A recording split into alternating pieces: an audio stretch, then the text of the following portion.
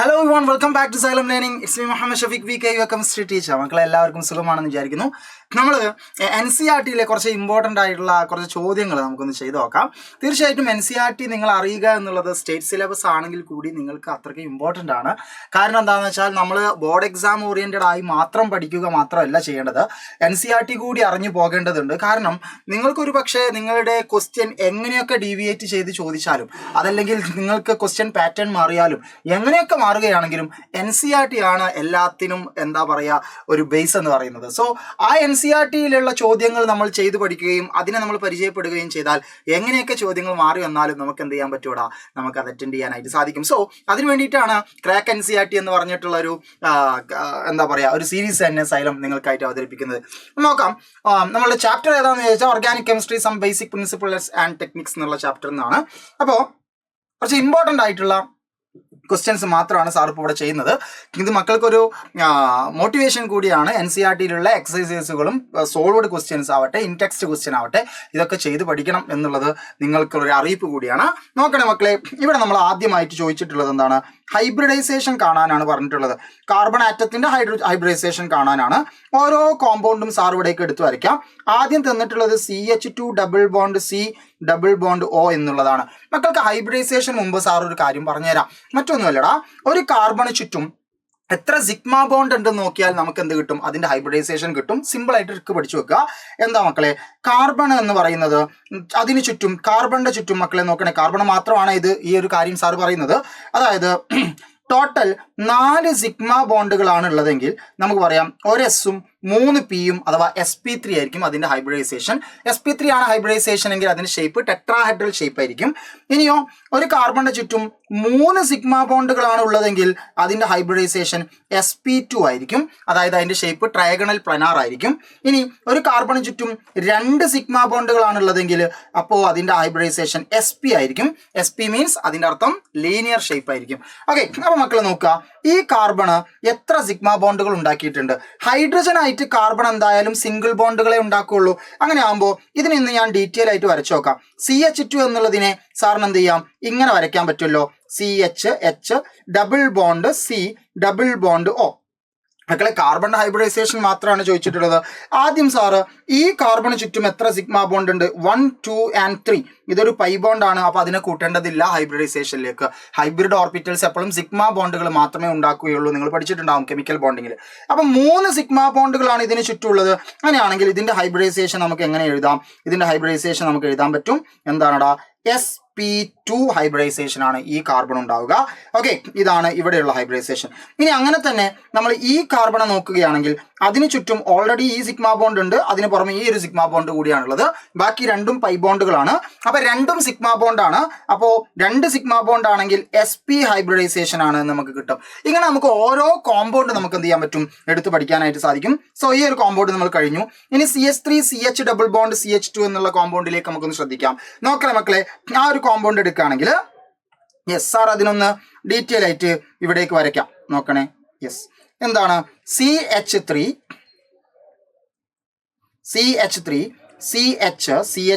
CH double bond CH2 ഇതാണ് compound. അപ്പോൾ ഇവിടെ നിങ്ങൾക്ക് ഹൈഡ്രജൻ ഒരു ടെക്നിക്ക് കൂടി പറഞ്ഞുതരാം. ഹൈഡ്രജന്റെ എണ്ണങ്ങൾ അത് സിഗ്മ ബോണ്ടുകളായിരിക്കും. അതായത് ഹൈഡ്രജനായിട്ട് സിഗ്മ ബോണ്ടേ ഉണ്ടാക്കുകയുള്ളൂ കാർബണ്. അപ്പോൾ ഇവിടെ 3ഉം 1ഉം 5 സിഗ്മ ബോണ്ടുകൾ അവിടെ ഉണ്ട് ഓൾറെഡി.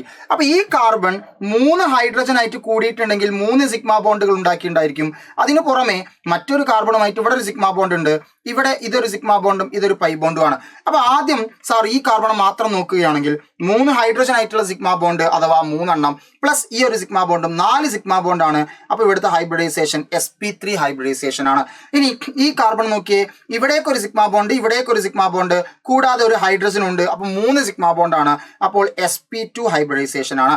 ഇനി ഈ കാർബൺ നോക്കിയേ, 2 സിഗ്മ ബോണ്ട് ഹൈഡ്രജൻ ആയിട്ടും അത് കൂടാതെ ഇങ്ങോട്ടൊരു സിഗ്മ ബോണ്ടും അഥവാ 3 സിഗ്മ ബോണ്ടുകളാണ്.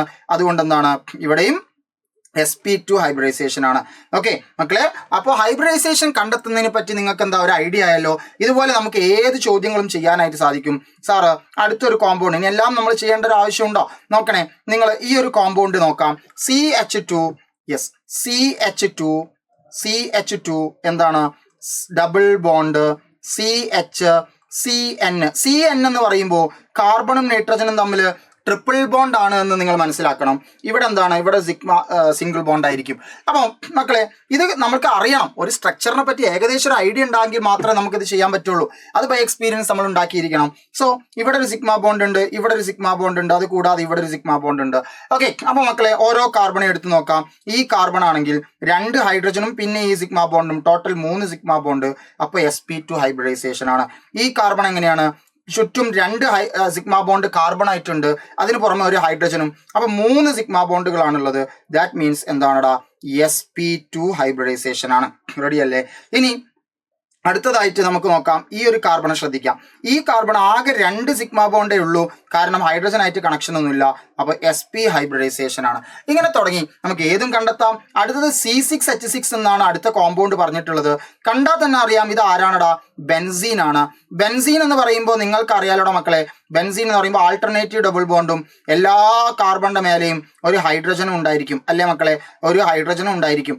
അപ്പോൾ ഓരോ കാർബണും ഏതെങ്കിലും ഒരു കാർബണിന്റെ കണ്ടെത്തിയാൽ ബെൻസീന്റെ ബാക്കിയുള്ള കാർബണൊക്കെ അതേപോലെ തന്നെ ആയതുകൊണ്ട് എല്ലാ കാർബണിന്റെയും ഹൈബ്രിഡൈസേഷൻ സെയിം ആയിരിക്കും. സോ ഒരു കാർബണെ വെച്ച് മാത്രം നമുക്കൊന്ന് നോക്കാടാ. ഈ കാർബണ് ഇവിടെ ഒരു സിഗ്മ ബോണ്ട്, നോക്കണേ, ഇവിടെ ഒരു സിഗ്മ ബോണ്ട്, ഓക്കെ, ഇങ്ങോട്ട് ഒരു സിഗ്മ ബോണ്ട്, ഹൈഡ്രജൻ ആയിട്ട് ഒരു സിഗ്മ ബോണ്ട്, ടോട്ടൽ 3 സിഗ്മ ബോണ്ടുകളാണ് ഉണ്ടാക്കുന്നത്. അപ്പോൾ ഹൈബ്രിഡൈസേഷൻ എന്താ, sp2. ബെൻസീനിലുള്ള ഓരോ കാർബണിന്റെയും ഹൈബ്രിഡൈസേഷൻ എന്തായിരിക്കും, sp2. അടുത്തൊരു ചോദ്യമാണ് എന്താ, എത്ര സിഗ്മ ബോണ്ട് ഉണ്ട്, എത്ര പൈ ബോണ്ട് ഉണ്ട് എന്ന് എണ്ണാനാണ് ചോദ്യം ചോദിച്ചിട്ടുള്ളത്. സാർ ഏതെങ്കിലും ഒരു കോമ്പൗണ്ട് എടുത്തിട്ട് അതിന് എക്സാമ്പിൾ പറയാം. ആദ്യം നമുക്ക് ബെൻസീനിൽ നിന്ന് തന്നെ തുടങ്ങാം. C6H6 എന്ന് പറഞ്ഞാൽ ബെൻസീൻ അല്ലേ? അപ്പോൾ സാർ വരയ്ക്കാണ് ബെൻസീനെ.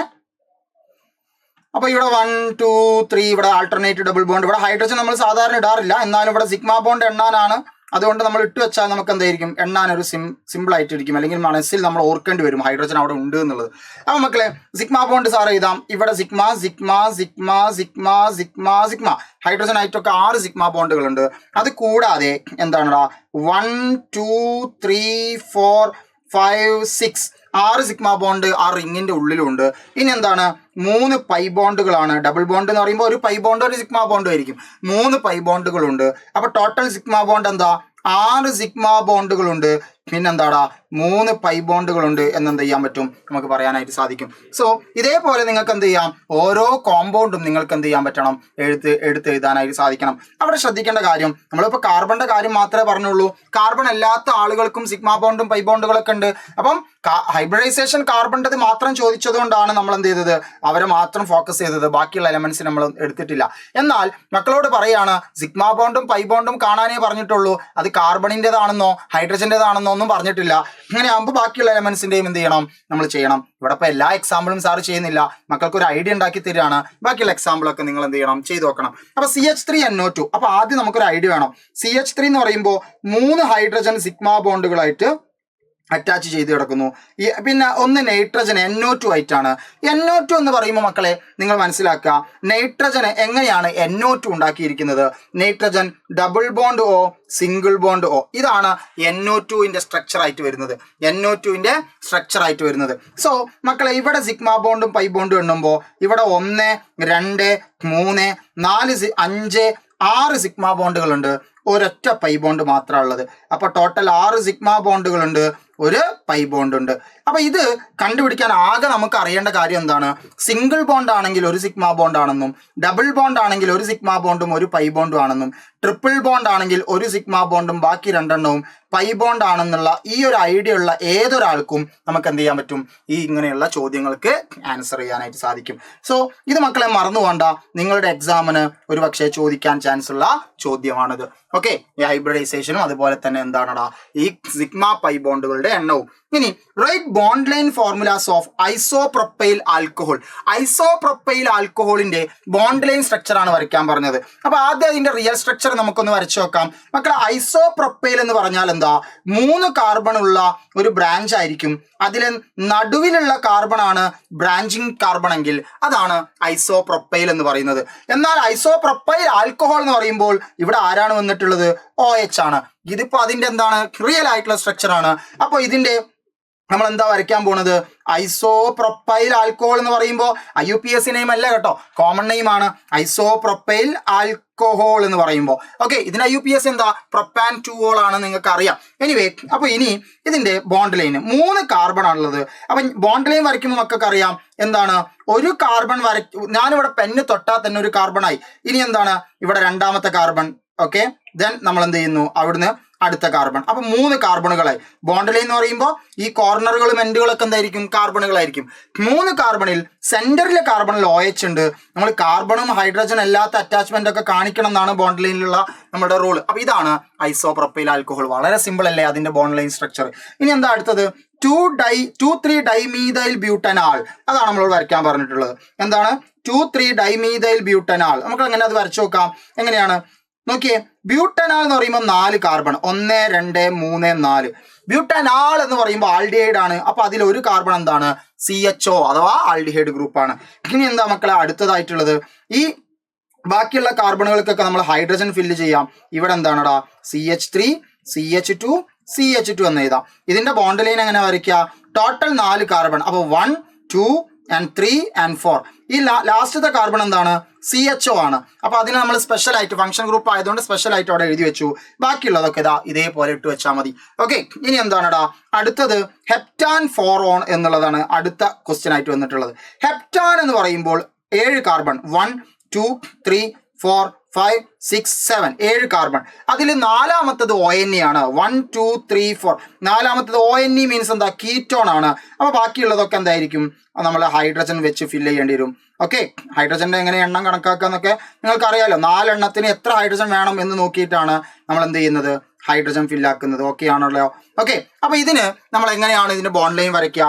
Total carbon 1 2 3 4 5 6 7 7 carbon. അപ്പൊ ഞാൻ എണ്ണാണ് 1 2 3 4 5 6 7 7 നോക്കാം. 1 2 3 4 5 6 7. അതില് എത്രാമത്തതാ? നാലാമത്തെ കാർബൺ. അതായത് 1 2 3 4 നാലാമത്തെ കാർബണിന്റെ മേലെ ഒരു ഡബിൾ ബോണ്ട് O ഉണ്ട്. അപ്പൊ അത് സ്പെഷ്യലായി തന്നെ കാണിക്കണം. ഇതാണ് നമ്മളുടെ ഹെപ്റ്റാൻ 4 എന്ന് പറയുന്നത്. അപ്പൊ ബോണ്ട് ലൈൻ സ്ട്രക്ചർ വരയ്ക്കാനുള്ള ക്വസ്റ്റ്യൻസ് നിങ്ങൾ എന്തായാലും പ്രതീക്ഷിക്കണം. അത് നിങ്ങൾക്ക് ചെയ്യാനും സാധിക്കണം. അടുത്തതായിട്ട് നമ്മളോട് പറഞ്ഞിട്ടുള്ളത് എന്താ മക്കളെ? എന്താണ്? Identify the reagents. റിയേജൻസ് ഏതാ ഐഡന്റിഫൈ ചെയ്യുക? നമ്മൾ 2 ടൈപ്പ് റിയേജൻസ് ആണ് നമുക്ക് മെയിൻ ആയിട്ടുള്ളത്. ഏതൊക്കെയാ? ഇലക്ട്രോഫൈല്, ന്യൂക്ലിയോഫൈല്. ഇനി എന്താണ്? നോക്കി ബോൾഡ് ആയിട്ട് കാണിച്ചിട്ടുള്ള റിയേജൻസ് ഏതാ ഐഡന്റിഫൈ ചെയ്യുക. ഇനി ന്യൂക്ലിയോഫൈലാണോ ഇലക്ട്രോഫൈലാണോ? വളരെ സിമ്പിൾ ആയിട്ട് പറയാം. സാർ ഒരു കാര്യം ചെയ്യാം. ന്യൂക്ലിയോഫൈലുകളെയൊക്കെ നോക്ക് മക്കളെ, ന്യൂക്ലിയോഫൈലുകളെയൊക്കെ സാറ് ഗ്രീനിനെ കൊണ്ടും ഇലക്ട്രോഫൈലുകളൊക്കെ സാർ യെല്ലോ കൊണ്ട് മാർക്ക് ചെയ്യാം. അപ്പം ഇലക്ട്രോഫൈലാണോ ന്യൂക്ലിയോഫൈലാണോ എന്നറിയാൻ ഏറ്റവും വലിയ മാർഗം എന്താ? നെഗറ്റീവ് ചാർജ് ഉണ്ടോ?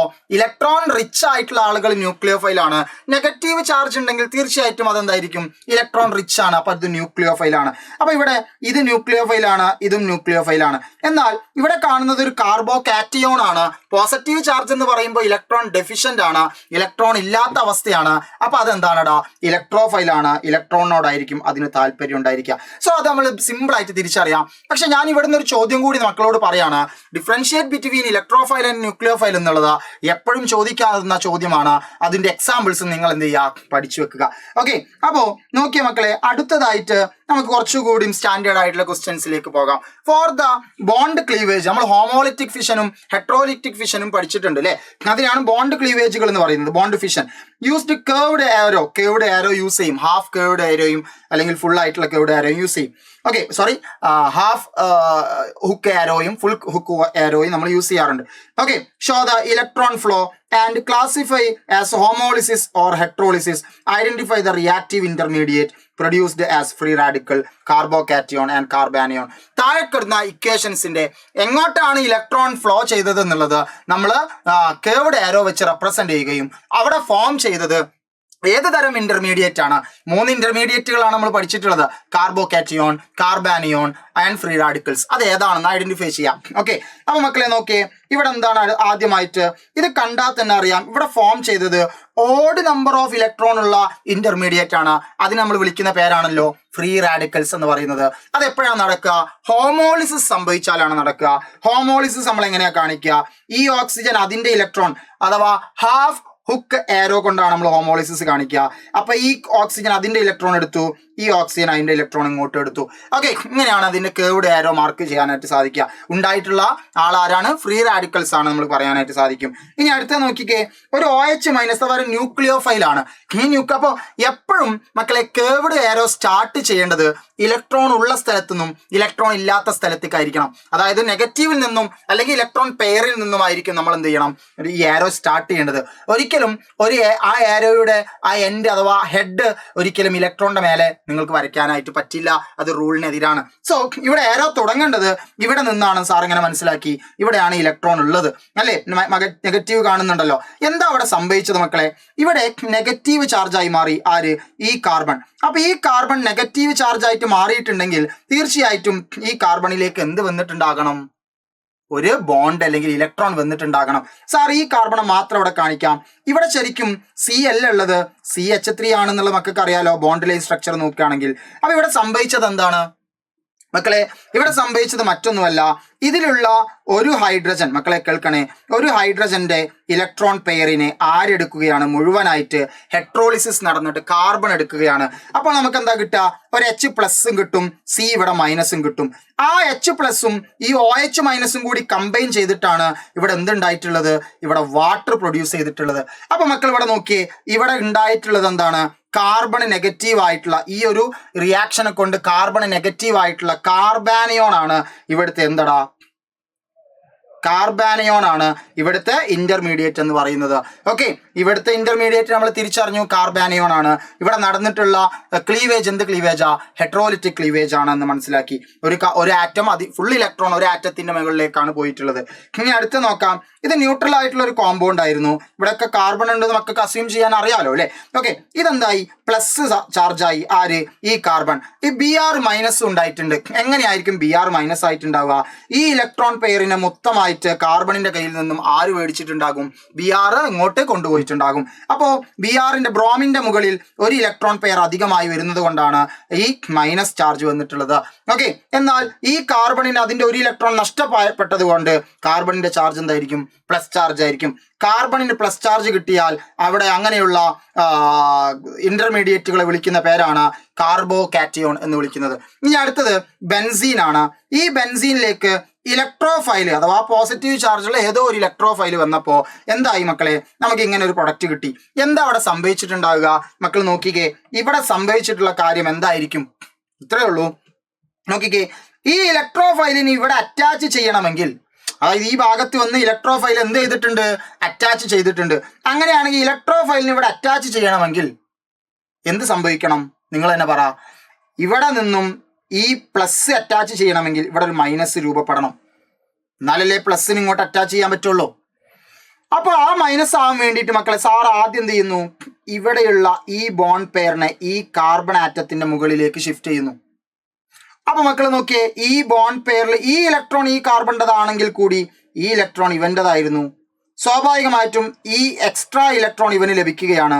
അതുകൊണ്ടാണ് ഇവിടെ നെഗറ്റീവ് ചാർജ് ഫോം ചെയ്യുന്നു, ഇവിടെ പോസിറ്റീവ് ചാർജ് ഫോം ചെയ്യുന്നു. നെഗറ്റീവ് ചാർജ് അഥവാ ഇലക്ട്രോൺ പോയിട്ട് അറ്റാക്ക് ചെയ്യുന്നു? നമ്മളുടെ എന്താ പറയുക, ഇലക്ട്രോഫൈലിനെ അറ്റാക്ക് ചെയ്യുന്നു. അപ്പോൾ ഈ പ്ലസ് വന്നിട്ട് ഇവിടെ അറ്റാച്ച് ചെയ്യുന്നു. അതാണ് ഇവിടെ കണ്ടിട്ടുള്ളത്. അപ്പോൾ ഈ നെഗറ്റീവും ഈ പ്ലസും കൂടി ക്യാൻസൽ ആയിപ്പോയി, ഇവിടുത്തെ ചാർജ് പോയി. എന്നാൽ ഇവിടെയുള്ള പ്ലസ് പോകുമോ? ഇല്ല, അതിനെ സാറ്റിസ്ഫൈ ചെയ്തിട്ടില്ല. അതുകൊണ്ട് ആ പ്ലസ് ഇവിടെ കണ്ടു. ഈ ബോണ്ട് ഇനി ഇവിടെ ഉണ്ടാവുകയില്ല. അതുകൊണ്ടാണ് ഇങ്ങനെ ഒരു സ്ട്രക്ചർ വന്നിട്ടുള്ളത്. അപ്പൊ ഇവിടെ ഫോം ചെയ്തത് എന്താണ്? ഇവിടെയും പോസിറ്റീവ് ചാർജുള്ള ഒരു കാർബൺ ആണ് ഫോം ചെയ്തിട്ടുള്ളത്. അപ്പൊ ഇവിടെയും ഫോം ചെയ്തിട്ടുള്ള ഇന്റർമീഡിയറ്റ് ഏതാണ്? കാർബോ കാറ്റയോൺ ആണെന്ന് മനസ്സിലാക്കുക. ഇവിടെ നടന്നിട്ടുള്ള ക്ലീവേജ് ഏതാണ്? ഹെട്രോലിറ്റിക് ക്ലീവേജ് ആണ് എന്ന് മനസ്സിലാക്കുക. റെഡി ആണല്ലോ? ഓക്കെ ആണല്ലോ? സെറ്റ് ആണല്ലോ മക്കളെ? അപ്പൊ ഇങ്ങനെയുള്ള ആ കാര്യങ്ങൾ മനസ്സിലാക്കലാണ് നമ്മൾ എന്ത് മനസ്സിലാക്കുക എന്ന് പറയുന്നത്. മെക്കാനിസം, ഓർഗാനിക് കെമിസ്ട്രിയുടെ റിയാക്ഷൻസിന്റെ മെക്കാനിസം മനസ്സിലാക്കുക എന്ന് പറയുന്നത്. ഒരു മെക്കാനിസത്തിലാണ് നമ്മൾ ഇങ്ങനെയുള്ള കാര്യങ്ങൾ എക്സ്പ്ലെയിൻ ചെയ്യുക. ഇലക്ട്രോൺ എങ്ങോട്ട് ഷിഫ്റ്റ് ചെയ്തു, എവിടെയാണ് അറ്റാക്കിംഗ് റിയേജന്റ് അറ്റാക്ക് ചെയ്തത്, ഏത് സൈറ്റിലാണ് ഇത് ഉണ്ടായത്, ഏത് ഇന്റർമീഡിയറ്റ് ആണ് ഉണ്ടായത് എന്നുള്ള കാര്യങ്ങളൊക്കെ ഓർഗാനിക് മെക്കാനിസത്തിലാണ് ചർച്ച ചെയ്യുക. അൺഫോർച്ചുനേറ്റ്ലി നിങ്ങളുടെ സ്റ്റേറ്റ് സിലബസിൽ ഇന്നേ വരെ മെക്കാനിസം ചോദിച്ചിട്ടില്ല. പക്ഷെ അത് കരുതി നമ്മൾ പഠിക്കേണ്ട എന്നൊരർത്ഥമില്ല. പഠിക്കണം. അതിൻ്റെ ഒരു സിമ്പിൾ ആയിട്ടുള്ള സ്റ്റെപ്പായിട്ട് ഇതൊരു തുടക്കമാവട്ടെ. റെഡി? ഇനി നമുക്ക് എന്ത് ചെയ്യാം, അടുത്തൊരു ചോദ്യത്തിലേക്ക് കടക്കാം മക്കളെ. അടുത്ത ചോദ്യം നിങ്ങളുടെ ഓൾറെഡി സോൾവ്ഡ് ആയിട്ടുള്ള ചോദ്യമാണെങ്കിൽ കൂടി ഇതേ ടൈപ്പ് ചോദ്യമാണ്. സാർ ഇപ്പോൾ പറഞ്ഞ ആരോ ടൈപ്പ് ചോദ്യമാണ്.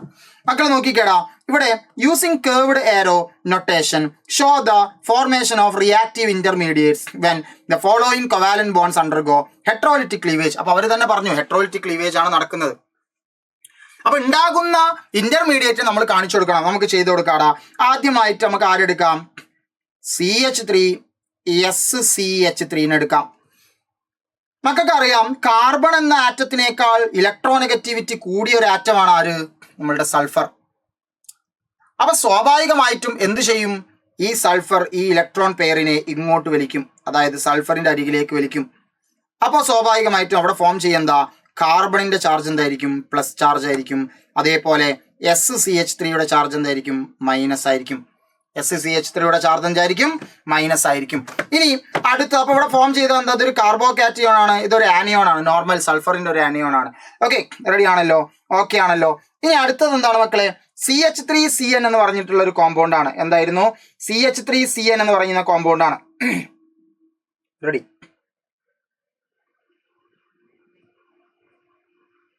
ഓക്കെ, CH3CN നമുക്ക് പെട്ടെന്ന് നിർത്താം. നോക്കണം മക്കളെ, ഇതാ CH3CN. നമുക്കറിയാം നൈട്രജൻ എന്ന് പറയുന്നത് കാർബണിന്റെ ഇലക്ട്രോണുകളെ വലിക്കാൻ കഴിവുള്ള ഇലക്ട്രോനെഗറ്റിവിറ്റി കൂടിയിട്ടുള്ള ഒരു ആറ്റമാണ്. പക്ഷെ നൈട്രജൻ അല്ല അവിടെ വലിക്കുക. CN എന്ന് പറയുന്ന ഈ ഗ്രൂപ്പ് എന്ത് ചെയ്യും? ഈ കാർബണിന്റെ ഈ ബോണ്ടിനെ ഹെട്രോലിറ്റിക് ക്ലീവേജ് നടത്തിക്കൊണ്ട് വലിച്ചു കൊണ്ടുപോകും. എന്നിട്ടോ അവിടെ എന്താ ഉണ്ടാവുക?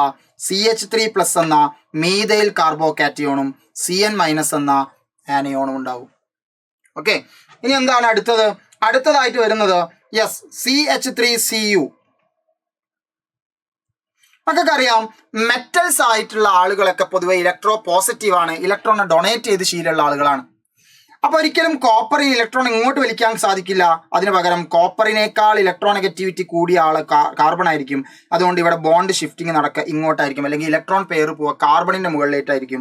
ഹെട്രോലിറ്റിക് ക്ലീവേജ് വഴി ഇലക്ട്രോൺ പെയർ പോവുക. അപ്പൊ കാർബണിന് ഇലക്ട്രോൺ കിട്ടിയ ഒരു അവസ്ഥയാണ്. അപ്പൊ ആനിയോൺ ആണ് ഉണ്ടാവുക. പ്ലസ് കോപ്പറിന്റെ ഒരു പ്ലസ് ചാർജ് ഉള്ള എന്തുണ്ടായിരിക്കും?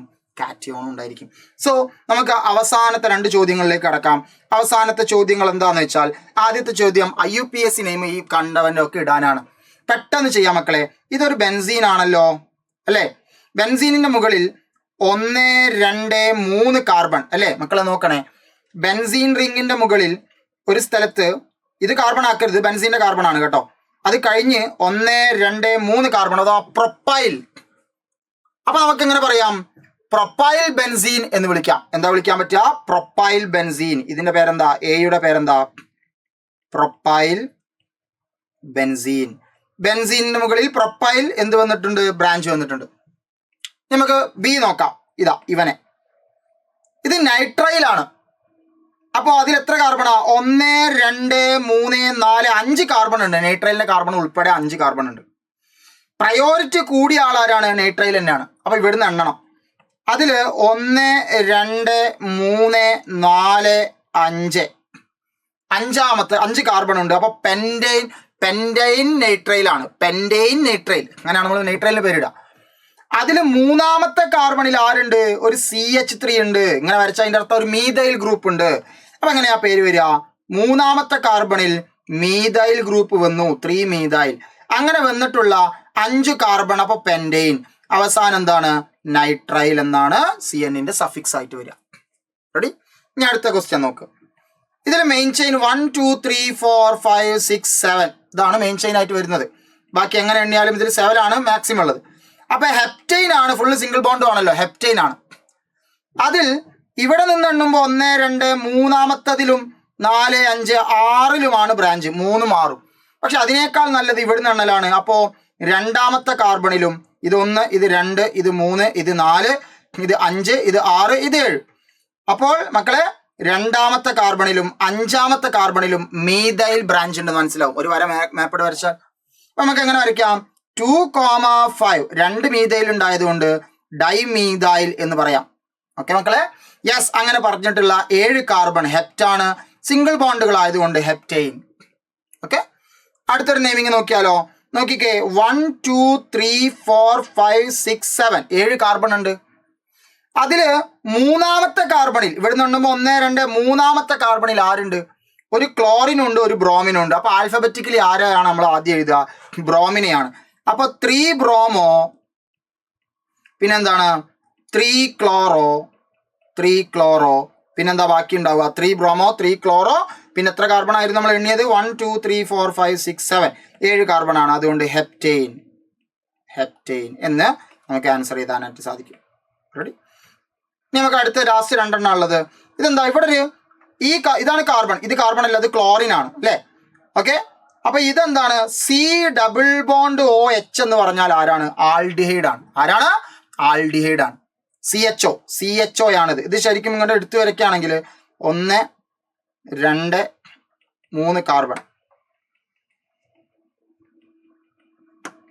ഈ കാർബൺ മേലെ ഒരു ക്ലോറിനും, ഇതാണ് സംഭവം. അപ്പൊ അതിൽ ലാസ്റ്റ് CHO ആണ്. അപ്പൊ ആൽഡിഹൈഡ് ആണ്. 3 കാർബൺ ഉള്ള ആൽഡിഹൈഡ് എന്ന് പറയുമ്പോൾ പ്രൊപ്പനാളാണ്. പ്രൊപ്പനാളിന്റെ ഒന്നാമത്തെ കാർബൺ നിർബന്ധമായിട്ടും ഈ കാർബൺ തന്നെ ആവണം. ആൽഡിഹൈഡ് ഗ്രൂപ്പ് പ്രയോറിറ്റി കൂടിയ ഗ്രൂപ്പാണ്. അതിൽ മൂന്നാമത്തെ കാർബണിൽ ക്ലോറിൻ ഉണ്ട്. അപ്പൊ 3 ക്ലോറോ പ്രൊപ്പനാൽ എന്ന് വിളിക്കാം. 3 ക്ലോറോ പ്രൊപ്പനാൽ. Okay, ready? ഇതെന്താണ്? 2 കാർബൺ ആണുള്ളത്. ഒരു കാർബണിൽ ക്ലോറിൻ, 2 ക്ലോറിനും ഉണ്ട്. ഒരു കാർബണിൽ OH ഉണ്ട്. ആർക്കാ പ്രയോറിറ്റി ഉള്ളത്? OH-നാണ്. അപ്പൊ ഈ കാർബൺ ആണ് ഒന്നാമത്തെ കാർബൺ. രണ്ടാമത്തെ കാർബണിൽ 2 ക്ലോറിൻ. അപ്പൊ എങ്ങനെ നമ്മൾ എഴുതുക? 2,2 ഡൈക്ലോറോ. ക്ലോറിന്റെ തീരുമാനമായി. 2 കാർബൺ ഉള്ളത് എത്ത്, സിംഗിൾ ബോണ്ട് ആയതുകൊണ്ട് AN ഈ ഇടരുത്, കാരണം OH ഉണ്ടായതുകൊണ്ട് ഓൾ എന്ന് ചേർക്കാനുള്ളതാണ്. OH എവിടെയാ വന്നത്? ഒന്നാമത്തെ കാർബണിലാണ്. എത്താൻ 1 ഓൾ, അല്ലെങ്കിൽ എത്തനോൾ എന്ന് ഡയറക്റ്റ് ചെയ്താലും കുഴപ്പമില്ല. ഓക്കെ, ഇതാണ് ഇതിൻ്റെ എന്ത് വരുന്നത്? IUPAC നെയിമിങ് വരുന്നത്. സോ മക്കളെ, അവസാനമായിട്ടുള്ള ചോദ്യമാണ് ഇത്. സോൾവ്ഡ് ക്വസ്റ്റ്യൻ ആണ്, എങ്കിലും നമുക്കൊന്ന് ചെയ്തു നോക്കാം. വരയ്ക്കാനാണ് പറഞ്ഞിട്ടുള്ളത്. Ortho ethyl anisole. അപ്പോൾ ബെൻസീനിന് ഒരു പ്രത്യേകതയുണ്ട്. ബെൻസീൻ റിങ്ങിന് എന്താണ്? ബെൻസീൻ റിങ്ങിന്റെ മുകളിൽ ഏതെങ്കിലും ഒരു ആള് ഹൈഡ്രജന് പകരം വന്നാൽ, ഇപ്പോൾ അനിസോൾ എന്ന് പറയുമ്പോൾ നമുക്കറിയാം അനിസോൾ എന്താണ്? OMe, ഇതാണ് അനിസോൾ അല്ലേ? അല്ലെങ്കിൽ OCH3, ഇതിനെയാണ് നമ്മൾ വിളിക്കുന്നത് അനിസോൾ. മെത്തോക്സി ബെൻസീൻ ആണ് അനിസോൾ എന്ന് പറയുന്നത്. അപ്പൊ ഒന്നാമത്തേന്റെ ഉത്തരം എന്താ? Ortho position. മക്കളെ, ഒരു സബ്സ്റ്റിറ്റ്യൂഷൻ വന്നു കഴിഞ്ഞാൽ അതിന്റെ തൊട്ടടുത്ത പൊസിഷൻ ഓർത്തോ പൊസിഷനും, ഓർത്തോ പൊസിഷന്റെ അടുത്തുള്ളത് മെറ്റാ പൊസിഷനും, നേരെ ഓപ്പോസിറ്റ് ഉള്ള പൊസിഷൻ പാരാ പൊസിഷനും ആണ്. നമ്മൾ പഠിച്ചതാ, നമുക്ക് അറിയുന്ന കാര്യമാണ്. അങ്ങനെയാണെങ്കിൽ ഓർത്തോ ഈഥൈൽ എന്ന് പറഞ്ഞേ, ഓർത്തോ പൊസിഷനിൽ ഈഥൈൽ ഉണ്ട്. ഈഥൈൽ എന്ന് പറഞ്ഞാൽ എന്താ? C2H5 എന്നോ CH2CH3 എന്നോ എഴുതാം. ഇതാണ് ഓർത്തോ ഈഥൈൽ അനിസോൾ. ഇനി രണ്ടാമത് B ആയിട്ടുള്ള ആരാണ്? പാരാനൈട്രോ അനിലിൻ. അപ്പൊ ആദ്യം നമ്മൾ അനിലിൻ വരയ്ക്കണം. അനിലിൻ എന്ന് പറഞ്ഞാൽ എന്താ മക്കളെ? ബെൻസീൻ റിങ്ങിന്റെ മുകളിൽ NH2 ഉള്ളവനെയാണ് അനിലിൻ എന്ന് വിളിക്കുക. അതിന്റെ പാരാ പൊസിഷനിൽ നൈട്രോ NO2 ഗ്രൂപ്പ് ഉണ്ട്. ഇനി അടുത്ത എന്താ? 2,3 ഡൈബ്രോമോ 1 ഫീനൈൽ പെൻറ്റെയിൻ. അപ്പൊ ആദ്യം പെൻറ്റെയിൻ വരയ്ക്കണം. മെയിൻ ചെയിൻ ആദ്യം വരയ്ക്കട്ടെ ഞാൻ. 1 2 3 4 5 കാർബൺ. അതിൽ 2ലും 3ലും ഡൈബ്രോമോ. അപ്പൊ രണ്ടാമത്തേലും ബ്രോമിനുണ്ട്, മൂന്നാമത്തേലും ബ്രോമിനുണ്ട്. 1 ഫീനൈൽ, ഒന്നാമത്തെ കാർബണിൽ എന്തുണ്ട്? ഫീനൈൽ. ഫീനൈൽ എന്ന് പറയുമ്പോൾ എന്താ? ബെൻസീൻ റിങ് വരയ്ക്കുന്നതിനെയാണ് നമ്മൾ ഫീനൈൽ എന്ന് പറയുന്നത് അല്ലേ? അപ്പൊ ഫീനൈൽ എന്ന് വരയ്ക്കുന്നതിന് പകരം മക്കൾക്ക് വേണമെങ്കിൽ എന്ത് ചെയ്യാം? C6H5 എന്ന് ഇതും ചെയ്യാം. എടാ, ഈ പറയുന്ന ബെൻസീൻ റിങ് ഉണ്ടല്ലോ, 6 കാർബണും അതിലിവിടെ ഒരു ഹൈഡ്രജൻ ഇല്ല. അപ്പൊ അതിന് C6H5 എന്ന് എഴുതാം. ബെൻസീനിൽ ഒരു ഹൈഡ്രജൻ പോയത്. അപ്പൊ ഒന്നിലാണ് ഫീനൈൽ ഉള്ളത്. അപ്പൊ ഇവിടെ ഞാൻ എന്ത് ചെയ്യുന്നു? C6H5 എന്ന് എഴുതി. ഓക്കെ, ബാക്കിയൊക്കെ ഹൈഡ്രജൻ ഫില്ല് ചെയ്യണം. റെഡി? ഇങ്ങനെ നമുക്ക് എഴുതാനായിട്ട് സാധിക്കും. ഇനി ലാസ്റ്റത്തെ നിങ്ങൾ എന്ത് ചെയ്യാം? 4 ഈഥൈൽ 1 ഫ്ലൂറോ 2 നൈട്രോ ബെൻസീൻ. നമുക്കൊന്ന് നോക്കാം മക്കളെ. ലാസ്റ്റത്തത് D ക്വസ്റ്റ്യൻ ആണ്. ബെൻസീന്റെ മുകളിലാണ് ഉള്ളത്. അപ്പൊ ബെൻസീൻ ആദ്യം ഞാൻ വരച്ചു. ലാസ്റ്റ് ഉള്ളതായിരിക്കും മെയിൻ. ബെൻസീൻ ആണല്ലോ അവസാനിച്ചത്. അപ്പൊ ബെൻസീൻ വരച്ചു. അതിൽ നാലാമത്തത് ഈഥൈൽ. അപ്പൊ ഒന്നാമത്തെ എന്താ? ഫ്ലൂറിൻ. അപ്പൊ എവിടെയെങ്കിലും ഒന്ന് ഫ്ലൂറിൻ. ഇവന്റെ ഈ കാർബൺ ആണ്. അപ്പൊ ഒന്നാമത്തെ കാർബൺ. അപ്പൊ ഞാനിങ്ങനെ വെറുതെ എണ്ണി വെക്കാം. ഇവൻ ഒന്നാമത്തെ കാർബൺ ആണെങ്കിൽ ഇത് രണ്ടാമത്തെ കാർബൺ, ഇത് മൂന്നാമത്തെ കാർബൺ, ഇത് നാലാമത്തെ കാർബൺ, ഇത് 5, ഇത് 6. ഇനി എവിടെയാണ്? 1 ഫ്ലൂറോ, 1ൽ ഫ്ലൂറിനായി. 2 നൈട്രോ, 2ൽ നൈട്രോ ഉണ്ട്. അപ്പൊ ഇവിടെ ഒരു NO2 കൊടുത്തു.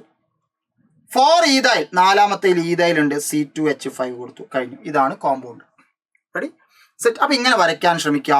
ഇതിൽ തീർച്ചയായിട്ടും സാർ എന്ത് ചെയ്തിട്ടില്ല, നിങ്ങളുടെ എസ്റ്റിമേഷനും അതേപോലെ തന്നെ ഡിറ്റക്ഷനായിട്ടുള്ള ക്വസ്റ്റ്യൻസ് ഒന്നും ഇവിടെ ആഡ് ചെയ്തിട്ടില്ല. ബിക്കോസ് അതൊക്കെ നമുക്ക് ഡയറക്റ്റ് ക്വസ്റ്റ്യൻസ് ആണ്. അത് NCERT നമ്മൾ ആ ക്വസ്റ്റ്യൻസ് പഠിക്കുക എന്ന് പറയുന്നതും അതിൻ്റെ സിലബസ്, അതിൻ്റെ തിയറി പഠിക്കുക എന്ന് പറയുന്നതൊക്കെ സെയിം ആണ്. പക്ഷെ ഇങ്ങനെയുള്ള ചോദ്യങ്ങൾ ചെയ്യുമ്പോഴാണ് നമ്മളുടെ എന്താ പറയുക, നമുക്ക് സ്ട്രക്ചർ വരയ്ക്കാനുള്ളതും നെയിം ചെയ്യാനുള്ളതും അതിൻ്റെ ബോണ്ടുമായിട്ടോ കാര്യങ്ങളും ബോണ്ട് ലൈനുമൊക്കെ ആയിട്ട് ബന്ധപ്പെട്ട കാര്യങ്ങളൊക്കെ വരയ്ക്കാനുള്ളപ്പോഴാണ് നമുക്ക് കൺഫ്യൂഷൻസ് അവിടെ വരിക. അപ്പോൾ അങ്ങനെയുള്ള കുറച്ച് ഇമ്പോർട്ടൻറ്റ് ചോദ്യങ്ങളാണ് സാർ ഇന്ന് ചെയ്തിട്ടുള്ളത്.